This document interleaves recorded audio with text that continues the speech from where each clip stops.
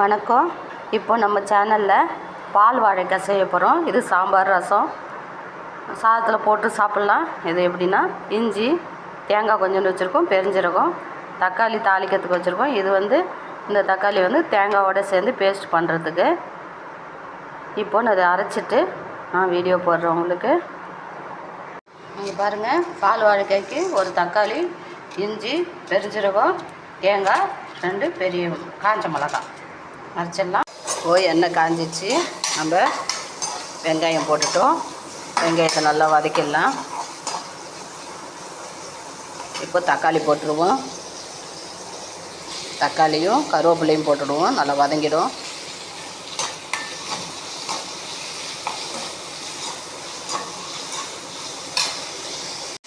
இப்போ உப்பு போட்டுடலாம். தேவையான அளவுக்கு நம்ம உப்பு போட்டுருவோம். வெங்காயம் தக்காளியில் வதங்கிடும். நல்லா உப்பு போட்டால் சீக்கிரம் வதங்கிடும். உப்பு போட்டுடலாம். இப்போது நம்ம எடுத்து வச்சுருக்கிற வாழைக்காவை அதில் போட்டுடலாம். பச்சை மிளகாய், வாழைக்காவை, அரைச்சி வச்சுருக்கிற தேங்காய், 2 காஞ்ச மிளகாய், தக்காளி, பெருஞ்சீரகம் பேஸ்ட்டு போட்டுட்டோம். இப்போ நல்லா பரட்டி விடுவோம். இதுக்கு சிக்கன் தூள், குழம்பு தூள் வச்சுருக்கேன், அதையும் போட்டுட்டோம். நல்லா பரட்டி விட்டுட்டு நல்லா வெந்தோடனே இறக்கி நான் உங்களுக்கு வீடியோ போடுறேன்.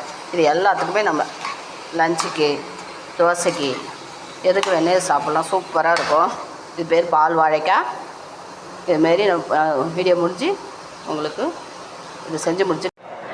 பால் வாழைக்காய் நம்ம செஞ்சிட்டோம். இறக்கும்போது ஒரு 3 பூண்டு பல் மட்டும் தட்டி போட்டுட்டேன். இப்போ சூப்பராக இருக்குதா? இந்த செஞ்சு பாருங்கள். என் வீடியோவுக்கு சப்போர்ட் பண்ணுங்கள், லைக் பண்ணுங்கள், ஷேர் பண்ணுங்கள்.